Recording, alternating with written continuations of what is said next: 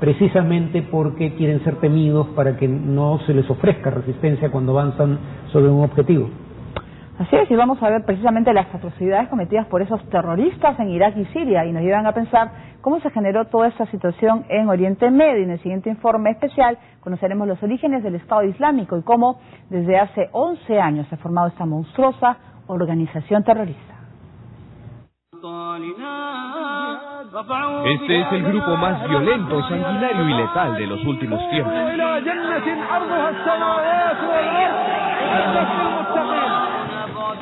Sus acciones incluso han escandalizado a otras organizaciones terroristas como Al-Qaeda y ahora amenazan a toda la región de Oriente Medio, incluso zonas como Europa, Asia y América.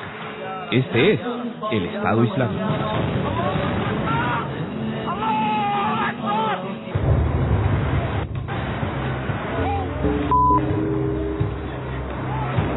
Tras los ataques del 11 de septiembre del 2001 contra las Torres Gemelas de Nueva York, ejecutados por Al-Qaeda, Estados Unidos emprendió una guerra contra el terrorismo. Y contra lo que el presidente de entonces, George Bush, denominó eje del mal, que incluía el gobierno de Irak de Saddam Hussein, que según él tenía vínculos con Al-Qaeda, así como armas de destrucción masiva, hechos que nunca pudieron confirmarse. Durante esta invasión entre 2002 y 2003, surgió la organización Jamaat al-Tawhid o al-Jihad, un grupo vinculado a Al-Qaeda de ideología radical suní, yihadista y también takfirista o anti-chií, un grupo que en sus inicios tomó Nínive, Saladino y Kirkuk, bajo la tutela de Osama Bin Laden. En este contexto, tras la caída de Saddam Hussein y el ascenso al poder de los grupos chiíes, varios suníes, incluidos miembros del caído partido Baas, se reunieron en esta organización yihadista, que pasó a denominarse Estado Islámico de Irak, con cuartel general en Bakuba, y haciendo resistencia a Estados Unidos durante la invasión al país de Oriente Medio hasta el 2011. A partir de ese año, aprovechando la crisis política en Siria, generada por los opositores al régimen del presidente de ese país, Bashar al-Assad, los yihadistas del Estado Islámico de Irak ingresaron en Siria para expandir sus territorios, cambiando su nombre a Estado Islámico de Irak y el Levante, o Estado Islámico de Irak y Siria, controlando parte del norte de esos países. Cuando este conflicto se salió de control y las facciones que luchaban contra las fuerzas de Bashar al-Assad se enfrentaban entre ellas, el Estado Islámico se separó de Al-Qaeda, ya que esta última organización terrorista se oponía a las sanguinarias y duras medidas de represión aplicadas por los yihadistas comandados por Abu Bakr al-Baghdadi. Contrario a lo que se pueda creer, este líder terrorista no es una persona sin conocimiento y dedicada solo al crimen, sino que tiene un doctorado en estudios islámicos por la Universidad de Bagdad, hasta que se unió a la insurgencia iraquí durante la invasión estadounidense. Y este precisamente es el perfil de los militantes del Estado Islámico, que además captan a musulmanes nacidos en Europa, América y Asia, y también a extranjeros afines a estas ideas, logrando ampliar su número de miembros de 1.000 en 2005 a 12.000 en 2013. A inicios de este año, los yihadistas capturaron 2 ciudades al norte del país, Ramadi y Faluya, y amenazando con expandirse, hecho que no fue tomado con la debida importancia por la comunidad internacional, que la consideraba solo un problema sectario, y que pudo ser resuelto solo durante unos meses.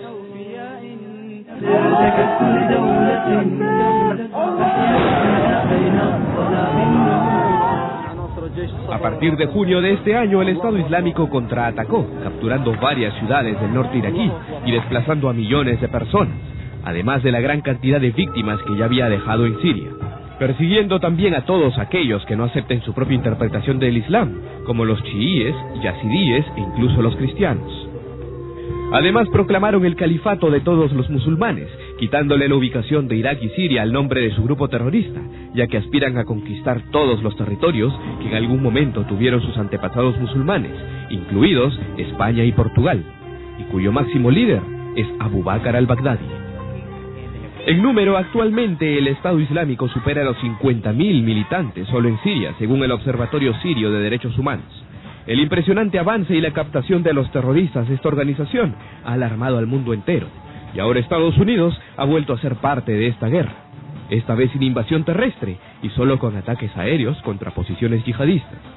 aunque la última amenaza de esta letal organización es que si Norteamérica sigue atacando a sus integrantes, ellos responderán en cualquier lugar y los ahogará a todos en sangre.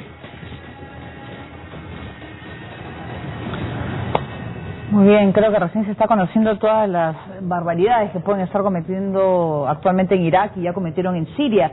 La pregunta es, ¿quién financia a esos señores, además de los secuestros que al parecer han sido pagados por algunos gobiernos y empresas? Bueno, hay que recordar que buena parte de sus militantes provienen de países europeos. Debe haber algunos, personas pudientes de países del Medio Oriente y otras regiones que contribuyen a organizaciones como esta. Habría que recordar que en el caso de Al-Qaeda, que es de donde proviene el llamado Estado Islámico, el propio Bin Laden tenía una fortuna personal estimada en más de $50 millones y tenía donaciones de algunos otros millonarios saudíes en esa época. Luego capturan tierras agrícolas y las explotan, capturan pozos petroleros y en algunos casos, como en Siria, llegan a explotarlos. Se dice, aunque no está probado, que roban bancos cuando capturan una ciudad y obtienen recursos por esa vía. O sea, que han heredado todo lo de Al-Qaeda, todo el financiamiento que lograba Al-Qaeda lo tiene ahora. Y además los secuestros, ¿no? Ajá. Hay una cosa interesante, cuando muere Osama Bin Laden se logra capturar lo que ahora se conoce como los documentos de Abbottabad, el lugar en el que residía al momento de ser asesinado, y uno se da cuenta que Bin Laden ya estaba perdiendo, si no lo había perdido por completo, el control sobre lo que era Al-Qaeda en Irak. Y los dos temas en discusión entre ese grupo y Bin Laden son, primero, el asesinato indiscriminado de musulmanes en general y musulmanes sunitas en particular, porque Bin Laden creía que eso le alienaba su potencial base de apoyo social.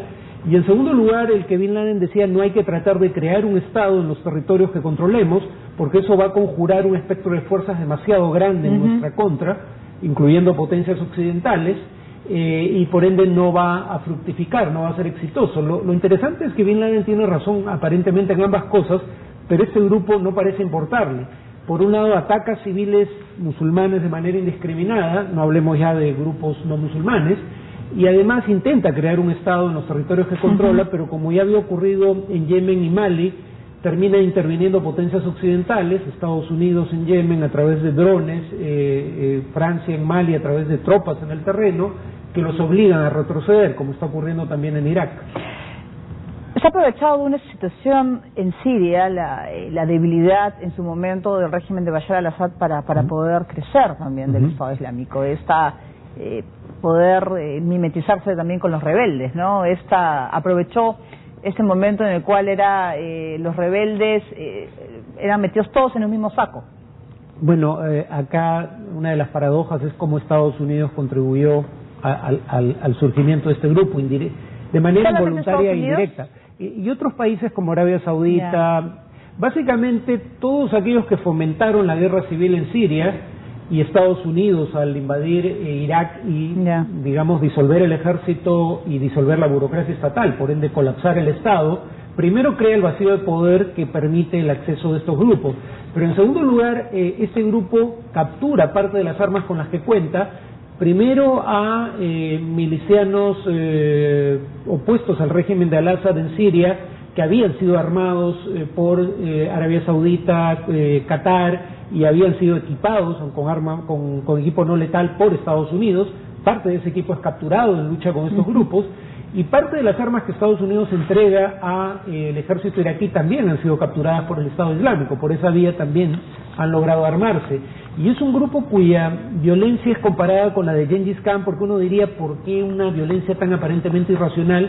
Porque la idea precisamente es que mientras más brutal sea tu violencia, el que te resiste sabe que el precio de la derrota es el exterminio. Entonces solo va a resistir si cree que puede prevalecer o no tiene posibilidad de huir. Pero si tiene posibilidad de huir, lo va a hacer. Entonces este grupo gana muchas de sus batallas virtualmente sin combatir por el miedo que infunde entre sus rivales.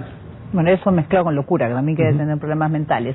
Muy bien, según ha revelado el diario israelí Haaretz, Alemania, Francia y el Reino Unido buscan regresar el control de Gaza a la autoridad palestina para así poner fin a los combates entre Israel y Hamás, así como un reinicio de las conversaciones de paz sobre la base de las fronteras del 67. De otro lado, Israel ha atacado nuevamente el enclave, matando a 3 líderes de la organización islamista. Israel continúa dispuesto a desarticular a Hamás. En un ataque aéreo antes del amanecer, el ejército judío destruyó una casa de 4 pisos en Rafah, matando a 6 personas, entre ellas 3 líderes de la organización islamista. Horas más tarde, los ataques de las fuerzas de defensa también terminaron con la vida de otros 2 miembros del grupo palestino, elevando a 61 la cifra de muertos desde la ruptura de la tregua. En Tel Aviv, el aeropuerto internacional amenazado por Hamás sigue funcionando con normalidad. Desde esa ciudad, el ministro de Defensa Moshe Ya'alon dijo que Israel continuará atacando a los líderes de Hamás, donde quiera que estén. Además, detalló que los dirigentes palestinos caídos en este operativo eran responsables de ataques mortales contra civiles y soldados israelíes. Pero en respuesta, el portavoz del grupo islamista dijo que Israel pagará un precio muy caro por estas muertes. De otro lado, en un video aparecido en internet, un alto funcionario de Hamás admitió que su organización estuvo detrás del secuestro y asesinato de los 3 jóvenes judíos en junio pasado.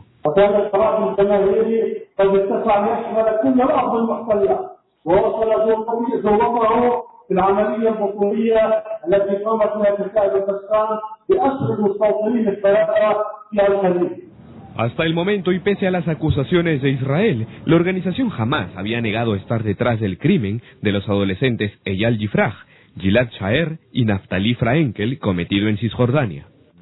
Todos estos hechos han motivado también al primer ministro israelí Benjamín Netanyahu a decir que su país se enfrenta a un duro salvajismo cometido por Hamás, al que compara con el sanguinario Estado Islámico, y que según él, ambas agrupaciones son ramas del mismo árbol.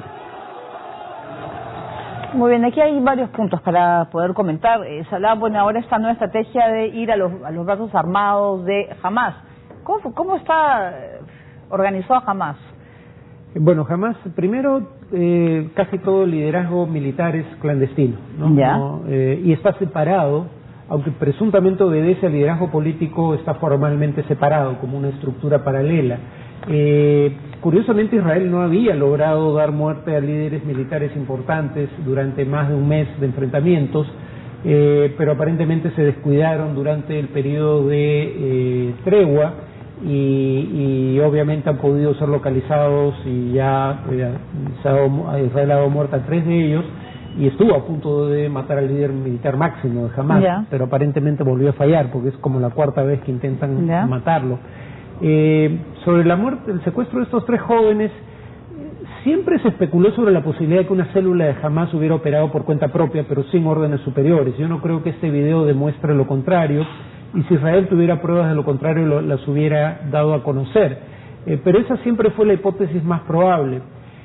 Sobre el hecho de que Hamás se parecería al Estado Islámico, la propia inteligencia israelí opina absolutamente lo contrario, cree que Hamás es un dique de contención frente a esa organización. Hamás, para empezar, es un grupo nacional palestino, no es un grupo transnacional como pretende ser el Estado Islámico. Entonces, claro, cuando negociaba con Hamás no hacía estas comparaciones, ahora que ha roto las negociaciones recién recurre a ellas, ¿no? Pero Saleh al-Aruri, que ha dado su conferencia de prensa en Estambul y al parecer pues lo grabaron sin que él se dé cuenta, está reconociendo entonces, o sea, ¿quién? Él no pertenece al ala militar y es difícil creer que él es una persona cercana a Hamás, pero que yo sepa no tiene una posición prominente en el liderazgo. Entonces, es difícil... O sea, no es oficial. No es, por eso, yo todavía tengo dudas de que esto confirme eso, pero como digo, siempre la hipótesis más probable, tanto, digamos, manejada por Israel como por fuentes palestinas, es que una célula de Hamás o gente cercana a Hamás en Hebrón había actuado por cuenta propia. Cuando Hamás secuestra, lo admite y además habitualmente plantea demandas a cambio de la liberación. Acá fue secuestro y poco después asesinato, lo cual no parece servir ningún propósito político. Ya, ¿y esta propuesta de los 3 países para que se pueda reanudar las conversaciones es posible?